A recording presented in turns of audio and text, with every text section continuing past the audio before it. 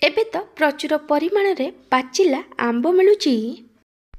ମୁଁ ଆଜି ବିନା ବିରି ବିନା ଚାଉଳରେ ପାଟିରେ ମିଳେଇ ଗଲା ଭଳି ନରମ ନରମ ପାଚିଲା ଆମ୍ବ ପୋଡ଼ ପିଠା ବନେଇକି ଦେଖେଇବି। ଆମେ ଏ ପୋଡ଼ ପିଠାକୁ ବିନା ଚୁଲି ବିନା ଓଭାନରେ ଗ୍ୟାସରେ ଆଉ କଡ଼େଇରେ ପ୍ରସ୍ତୁତ କରିବା।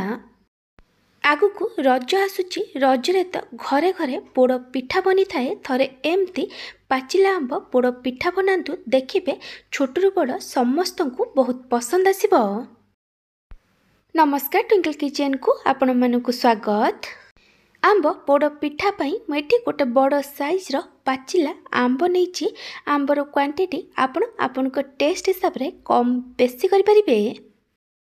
ମୁଁ ଏଠି ଆମ୍ବକୁ ଭଲସେ ଧୋଇକି ନେଇଯାଇଛି। ଏବେ ଆମେ ଆମ୍ବର ଉପର ପଟ ମୁଣ୍ଡକୁ କାଟିକି ବାହାର କରିଦେବା। ଏ ପୋଡ଼ ପିଠା ପାଇଁ ଆମକୁ କେବଳ ଆମ୍ବ ରସ ଦରକାର।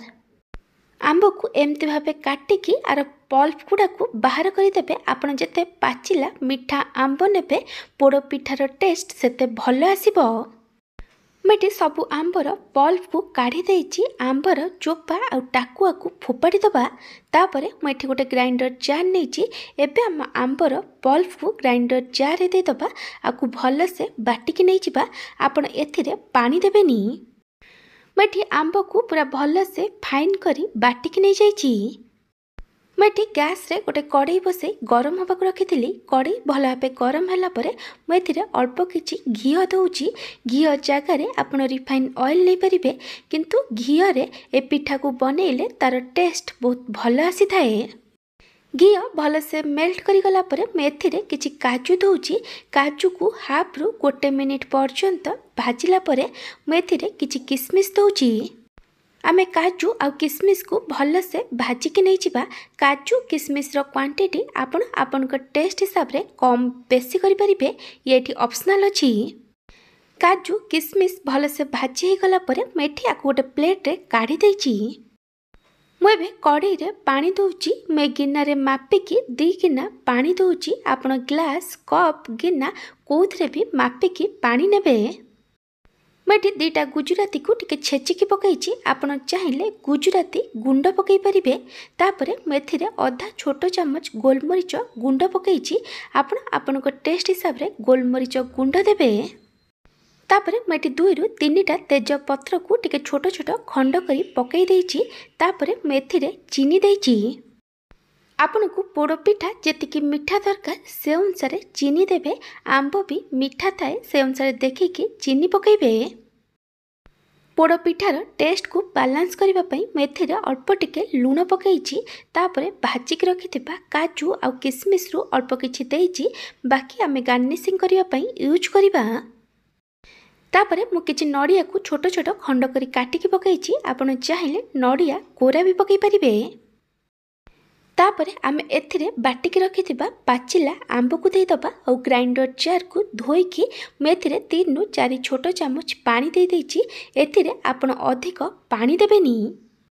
ଏବେ ଆମେ ସବୁକୁ ଭଲ ଭାବେ ମିକ୍ସ କରି ପାଣିକୁ ମିଡ଼ିୟମ୍ ଟୁ ହାଇ ଫ୍ଲେମ୍ରେ 3ରୁ 4 ମିନିଟ୍ ପର୍ଯ୍ୟନ୍ତ ଫୁଟିବା ପାଇଁ ଛାଡ଼ିଦେବା। ଯେମିତି ଚିନି ଆଉ ଆମ୍ବ ରସ ପାଣିରେ ଭଲସେ ମିକ୍ସ ହେଇଯିବ। ଏଠି 3ରୁ 4 ମିନିଟ୍ ହେଇଗଲାଣି। ଏବେ ଆମେ ସବୁକୁ ଆଉ ଥରେ ଭଲ ଭାବେ ମିକ୍ସ କରିଦେବା ଆଉ ଗ୍ୟାସ୍ର ଫ୍ଲେମ୍କୁ ଲୋ କରିଦେବା। ଏବେ ମୁଁ ଏଥିରେ ସୁଜି ଦେଉଛି। ଯେଉଁ ଗିନାରେ ମାପିକି ମୁଁ 2 ଗିନା ପାଣି ନେଇଥିଲି ସେମ୍ ଗିନାରେ ମାପିକି ମୁଁ ଏଠି ସୁଜି ଦେଉଛି। ସୁଜିକୁ ଧୀରେ ଧୀରେ ଦେଇକି ଭଲସେ ମିକ୍ସ କରିବା, ଯେମିତି ଏଥିରେ କିଛି ବି ଲମ୍ପସ୍ ବନିବନି। ଆପଣ ଯେତିକି ସୁଜି ନେବେ ତା'ର ଡବଲ ପାଣି ଦେବେ। ଏବେ ଆମେ ସବୁକୁ ଭଲସେ ମିକ୍ସ କରି ଆମକୁ ଲୋ ଟୁ ମିଡ଼ିୟମ୍ ଫ୍ଲେମ୍ରେ କୁକ୍ କରିବା, ଯେମିତି ଏ ସୁଜି ମିକ୍ସର ଗୋଟେ ନରମ ଡୋ ବନିଯିବ। ଦେଖିପାରୁଥିବେ ଏ ସୁଜି ମିକ୍ସର ଏଠି ଗୋଟେ ନରମ ଡୋ ବନିଯାଇଛି। ଏବେ ଆମେ ଗ୍ୟାସ୍ ବନ୍ଦ କରିଦେବା ଆଉ ଆକୁ କଭର୍ କରି 5 ମିନିଟ୍ ପାଇଁ ରେଷ୍ଟ ହେବାକୁ ଦେବା। ଏଠି 5 ମିନିଟ୍ ହେଇଗଲାଣି। ଏବେ ଆମେ ସୁଜିର ଘୋଡ଼ଣୀକୁ କାଢ଼ିଦେବା ଆଉ এই ସୁଜି ଜନ୍ତୁଣୀକୁ ଗୋଟେ ପ୍ଲେଟ୍ରେ କାଢ଼ି ଟିକେ ଥଣ୍ଡା ହେବାକୁ ଦେବା। ସୁଜି ଜନ୍ତୁଣୀ ଏଠି ଟିକେ ଥଣ୍ଡା ହେଇଗଲାଣି। ସୁଜି ଜନ୍ତୁଣୀକୁ ପୁରା ଥଣ୍ଡା କରିବେନି। ସୁଜି ଜନ୍ତୁଣୀ ଟିକେ ନଖ ଉଷୁମ ଥିଲାବେଳେ ହାତରେ ଟିକେ ତେଲ କି ପାଣି ଲଗାଇ ଏ ଜନ୍ତୁଣୀକି ଚକଡ଼ିକି ଆର ଗୋଟେ ସ୍ମୁଥ୍ ଡୋ ବନେଇଦେବେ। मुझे जंतुणी को भलसे चकड़ी नहीं जाइए। मुझे गोटे नॉनस्टिक पैन नहीं आ जगार आपण कड़े नहीं पारे। जदि आपण नॉनस्टिक पैन कि कड़े नौ ना ताहले कड़े कि पैन ने प्रथम गोटे कदली पत्र देबे तापर जंतुणी देबे। एहा द्वारा पोड़ पिठा पोड़ी हो गला परे बहुत इजिली कड़े बाहरी जीव। जदि आपण पाखरे कदली पत्र नथिबो ताहले आपण बटर पेपर भी नहीं पारिबे। मैं पैन ने टिके घी लगे देछि। एहा द्वारा पोड़ पिठा पोड़ी हो गला परे तार टेस्ट आ बास्ना बहुत भल आसीबो। एबे हमें पैन ने जो जंतुणी बनैथिले ताकू दे दबा। तापरे हल्का हाथ रे धीरे धीरे आकु प्रेस करी साइज करी दबा। आपण चाहिले हाथ रे टिके घी कि पानी हाथ करी आकु साइज करि परिबे।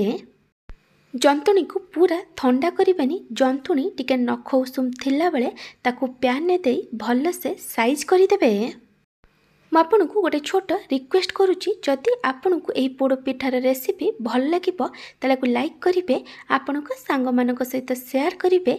जदि एपर्यंत मो चैनल को सब्सक्राइब करना ताले सब्सक्राइब करने को जमार भूलें। पाखर था बेल आइकन ने ऑल नोटिफिकेशन ने क्लिक करेंगे। यह द्वारा मो जो वीडियो आसो आपण प्रथमे देखिपारे। जदि फेसबुक रे देखुंत ताले फॉलो करने को जमार भूलें। मैं पोड़ पिठा ऊपर नड़िया चेरी भाजिक रखि काजू आ किसमिस दे भल से गार्निशिंग कर देछि। एबे हम पोड़ पिठा को पोड़िबा।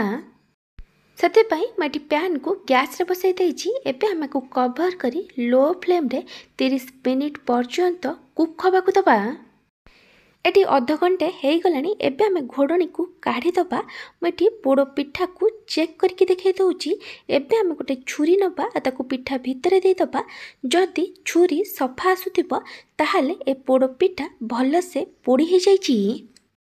ए पोड़ पिठा एटी भल से कुक हो जाइछि आ पोड़ी भी जाइछि। एबे आम गैस बंद कर दबा आ पोड़ पिठा को टिके ठंडा हवा को दबा। एटी पोड़ पिठा टिके ठंडा हो गलानी। मुझे आपण को पोड़ पिठा को लेउटेकी देखई दूची। देखि पारथिबे पोड़ पिठार तलपट साइड केते बढ़िया से पोड़ी जाइछि। आपण चाहिले पोड़ पिठा को लेउटेकी ऊपर पट साइड को भी पोड़ी की नहीं पारिबे। मुझे आपण को ए पोड़ पिठा को काटिकी देखई दूची। आपण ए रेसिपी को जगार देखुचंती कमेंट सेक्शन में जणैबे। जदि आपन को यही आंब पोड़ पिठार रेसिपी भल लगी ताला को लाइक करेंगे। आपण को सांग मान सहित शेयर करेंगे। जदि एपर्यंत मो चैनल को सब्सक्राइब करना ताले सब्सक्राइब करने को जमार भूलें। पाखर था बेल आइकन ने ऑल नोटिफिकेशन ने क्लिक करेंगे। यह द्वारा मो जो वीडियो आसो आपण प्रथमे देखिपारे।